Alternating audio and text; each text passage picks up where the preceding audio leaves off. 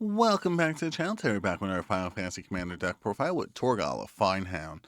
A 2/2 for 2, and whenever you cast your first human creature spell each turn, that creature enters with an additional +1/+1 counter on it for each dog and or wolf you control. He also taps for a mana as well. I've been playing through Final Fantasy 16, so I figured let's make as many Final Fantasy 16 commanders as we can find. Not all of them, just only the ones I find interesting necessarily. So we have plenty of wolves in the deck in order to make sure that we have plenty of wolves to make sure to enter plenty of +1/+1 counters on them. Plenty of benefits off those +1/+1 counters as well. Plenty of ways to make our creatures into wolves or into humans, depending on what we need. And then a few humans in here as well, because we want more wolves than we do humans in order to make sure that we have plenty of wolves, and because we only cast one human spell each turn, in theory. But that's a general overview of the deck. If you guys have a commander that you want covered, make sure to leave it down there in the comment section and we'll do our best to get to it. But let's get into this card by card. Starting off, we have... Oh, and also this is a budget version of the deck, just because I feel like this one is more one that deserves to be on their budget. Herd Heirloom, we have tap, add 1 mana of any color, spend this mana only cast a creature spell, which is going to be most of our spells in this deck. Until end of turn, target creature you control gets with power 4 or greater gains trample, and whenever this deals combat damage to a player, draw a card. So that'll be any of our humans, because they're going to be entering plenty of those +1/+1 counters on them to make sure we can deal big damage to our opponent. Lifecrafter's Bestiary. At the beginning of your upkeep, scry 1, allowing us to decide if we want to draw it or not. And whenever you cast a creature spell, you may pay green mana. If you do, draw a card. When we cast plenty of creature spells, and we're in green, so we have no shortage of mana, so we may as well use it. Maskwood Nexus, creatures you control are every creature type, making all of our things into wolves, all of our things into dogs, and all of our things into humans. All of the above in order to get both those abilities off of it. Rona Monument, green creature spells cost 1 less to cast. We like to see the ability. And whenever you cast a creature spell, target creature control gets +2/+2 and trample until end of turn. Allowing it so that when our humans have a big enough stat line, we can make sure that they could actually swing in and deal some damage rather than just getting blocked by a 1/1. Soul Ring for some additional mana, Swiftfoot Boots to make sure our humans could attack the turn they come down, and also a little bit of protection there for some of our other creatures, and also in order to get the mana ability off of Torgal the turn he comes in. Earth Crystal, green spells you cast cost 1 less to cast. If one or more +1/+1 counters will be put on a creature you control, put twice that many instead. So, if say they were going to enter with 4, they enter with 8 under Torgal's ability now. You'll pay 6 mana, distribute 2 +1/+1 counters among 1 or 2 target creatures you control, aka 4, due to the doubling ability you got there. For creatures, we have Inara, Wolvid Familiar. As long as they return, commanders you control have Indestructible, making it super helpful for Torgal in order to make sure he doesn't get removed. It's also a wolf. Arbor Adherent, tap for 1 mana of any color, or tap add X mana of any one color, where X is the greatest toughness among other creatures you control, giving them those +1/+1 counters. They'll make so their toughness is quite high. Or it could just be 1 if you only had a Ascendant Pack Leader on the board as well. Ascendant Pack Leader enters the battlefield with a +1/+1 counter on it if you control a permanent with mana value 4 or greater. I mean, we have quite a few. We're in green. We could get there. Whenever you cast a spell with mana value 4 or greater, put a +1/+1 counter on Ascendant Pack Leader as well, which could be doubled if we have Earth Crystal on the battlefield. Augur of Autumn, look at the top card of your library at any time. You may play lands from the top of your library, making so we don't have to wait until we get those into our hand. But the ability we really care about is as long as you control 3 or more creatures with different powers, you may cast creature spells from the top of your library as well. This is also a human, so enter a pretty big stat line, allowing it to be the 3rd creature with the 3rd power and toughness. Brughanen, I think that's how I pronounce it, Wise Elder. At the beginning of upkeep, if you control a creature with power 7 or greater, draw a card. With all those +1/+1 counters we're putting on stuff, something's bound to have power 7 or greater, and also adds a mana of any color. Kalmafu, each creature you control enters with... Each creature you control gets +1/+1 for each +1/+1 counter on it, aka a +1/+1 counter is now a +2/+2 counter on a creature, making it so it's easier to get that big stat line that we want. And also Miss Champion Lambhold.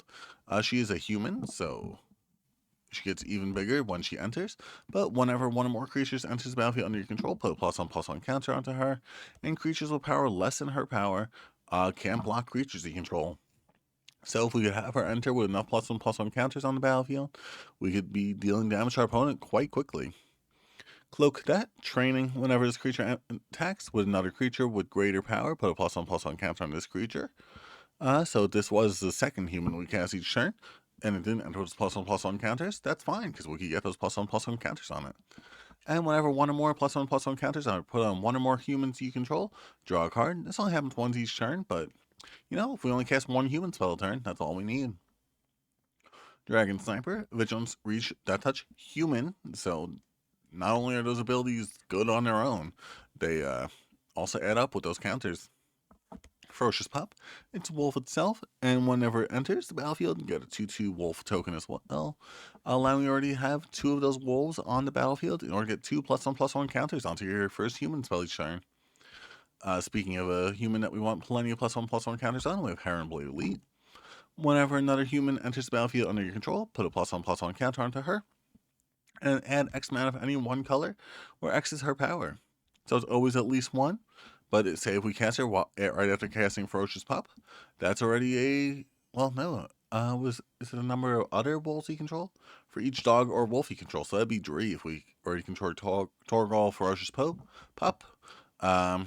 So making it into a 4/4, allowing us to have 4 mana. Hollow Glow Henge Overlord, Flash, at the beginning of your upkeep, for each creature you control that's a wolf or werewolf, create a 2/2 wolf creature token. This is especially helpful with that, what's it called? Oops, sorry. Maskwood Nexus, allowing us to also have everything be a wolf, allowing us to get additional wolves on top of that. Kessig Cagebreaker. Whenever this creature attacks, create a 2/2 wolf token that's tapped and attacking for each creature card in your graveyard. We have 25 creatures in the stack total, so in theory, we can make 24 2/2 wolves, which then if we get something back from our graveyard, we can have it enter with 24 1/1 counters. It's also human as well, so enter with those +1/+1 counters, making it not so scary to swing in with. Master the Wild Hunt. At the beginning of your upkeep, create a 2/2 wolf token. Allow us to have that token on the battlefield in order to have something enter at least those 2 +1/+1 counters. Tap all untapped wolf creatures you control. Each wolf tapped this way deals damage equal to its power to target creature. That creature deals damage equal to its power divided as its controller chooses among any number of those wolves. So basically, a fight spell, allowing you to, get rid of all your opponent's stuff in theory. Mayor of Averbrock, other humans you control get +1/+1. We like to see that. At the beginning of your upkeep, if no spells were cast last turn, transform this creature into Howlpack Alpha. Each creature you control that's a wolf or werewolf gets +1/+1. At the beginning of your end step, create a 2/2 wolf creature token. At the beginning of each upkeep, not just your own, if the player casts 2 or more spells the last turn, transform this creature. So hopefully that doesn't happen, so that we can keep getting more wolves. Well, it doesn't really matter. It's only at the beginning of your end step. Nightpack Ambusher. Flash, other wolves and werewolves get +1/+1, allowing us some benefits for our wolves and werewolves. At the beginning of your end step, if you didn't cast a spell this turn, get a 2/2 wolf token, allowing us some additional wolves. We want to see plenty of them on the battlefield. Pack Song Pup, at the beginning of your combat on your turn, if you control a wolf or werewolf, put a +1/+1 counter on this creature, and then when he gets removed, gain life equal to his power. Yeah, that could be quite a big creature by the time you're done with it. Silver Fur Partisan, a wolf warrior. It's trample. Whenever a wolf or werewolf you control becomes a target of an instant or sorcery, put a 2/2 wolf onto the battlefield. AK, if your opponent tries removing a wolf or werewolf, you get an additional one. Summon Fenrir, who's a saga wolf. You get some landfall abilities, you get some +1/+1 counters, and you get some draw power based upon your strongest creature, which is normally going to be one of your humans, such as Sorek and Goreclaw. Trample, other creatures you control have trample. We like to see it so that we can make sure that it's not the only one dealing damage.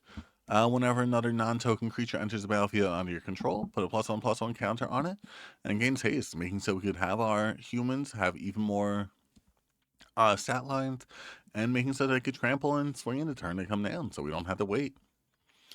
Tavalar's Huntmaster.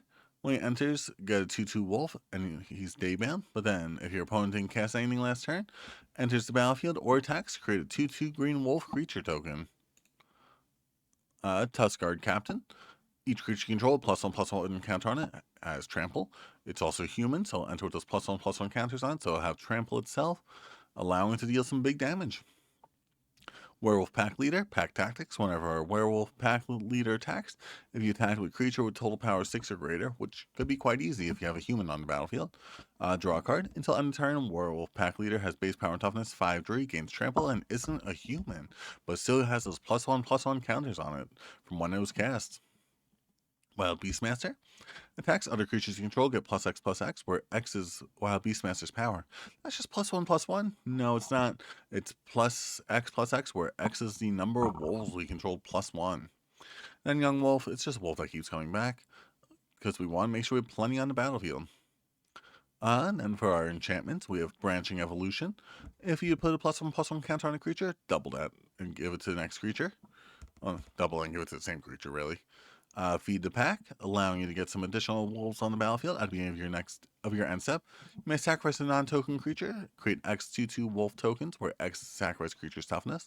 So, say if we got something with 5 +1/+1 counters on it, we can make those 6 wolves already.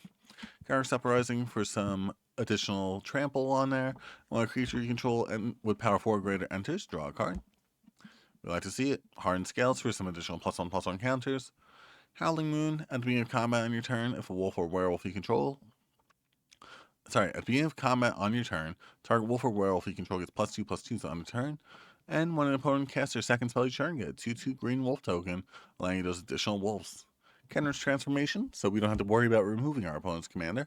We just transform it into an elk, so it can't use its ability. Laid to Rest, whenever a human you control dies, which we have quite a few in the deck, draw a card. And if a creature you control with a +1/+1 counter on it dies, aka our humans, we get to gain 2 life. Raised by Wolves, enchant creature, enters the battlefield, put 2/2 wolves onto the battlefield. Enchanted creature is +1/+1 for each wolf you control. So, 2 additional +1/+1 counters for those 2 wolves, and those additional +1/+1. Unnatural Growth. It has a wolf on the artwork there. At the beginning of each combat, double power and toughness of creatures you control until end of turn, allowing us to, may have gotten +1/+1 counters on it. Those are now +2/+2 counters in theory, plus its original base power and toughness. And Wolfcaller's Howl for 4 mana at the beginning of your upkeep. Put X/2/2 green wolf creature tokens onto the battlefield, where X is the number of opponents with 4 more cards in their hand. That could potentially be 3 wolves every turn. Every one of your turns, at least. Not every turn, every turn. Scrolling over to the second half of the deck. Beast Within for some removal there. Inspiring Call. We're going to be having those +1/+1 counters on our humans, so we'll get some draw power off that. Rest of our stuff gets indestructible. Moonlight Hunt. Choose target creature you control. Each creature you control that you don't control. And then have all your wolves attack that creature, or the good removal spell there. Nature's Claim for some removal of an artifact or enchantment. Predator's Howl, get a wolf creature token, or create Dree if your opponent. Create Dree instead if a creature died this turn already. Ram Drew for some removal there as well. Return to the Wild Spear for some good draw power there. Or you can power up your non-human tokens. Second Harvest. For each token you control, create a copy of that token. So, why just have 2 tokens when you can have 4? Snakeskin Veil for a little bit of protection there for our commander, because we don't want Torgal to get hurt. We have Path of Ancestry, because we're going to be casting a lot of wolves. Mirrored Landscape for some additional land drop abilities. Forest, because, we're in mono green. What else we're going to run? Arlen, Voice of the Pack. Each creature controlled that's a wolf or werewolf enters the battlefield. Additional +1/+1 counter on it. We don't just want our humans to be ones with +1/+1 counters. Let's have it be everyone. And this will allow us to get some additional 2/2 green wolves while we're at it. For our sorcerers to become the Avalanche, draw a card for each creature you control with power 4 or greater, which could be quite a bit. Then creatures you control will get +X/+X, where X is the number of cards in your hand. So say if we had 3 creatures with power 4 or greater, we draw 3, and then say we already had 2 cards in hand, it's +5/+5 for all of our creatures, and they'll probably have trample from some source. Cultivate for some lands. Fangs of Colonia, put a +1/+1 counter on target creature control, then double the number of counters on it. Yeah. And then you could overload it in order to have be all your creatures. Howl of the Night Pack, put a 2/2 green wolf creature token onto the battlefield for each forest you control. I don't know about you, but we got 35 forests. If we got all those onto the battlefield, that's 35 tokens, which will then be 35 +1/+1 counters our humans enter with. Our Vancita, Loyal Lumpari, which is an alien dog soldier. Humans you control gain indestructible end of turn with the sorcery. Or for its dog side, Vigilance, Trample, Haste, attacks put a +1/+1 counter on each human you control.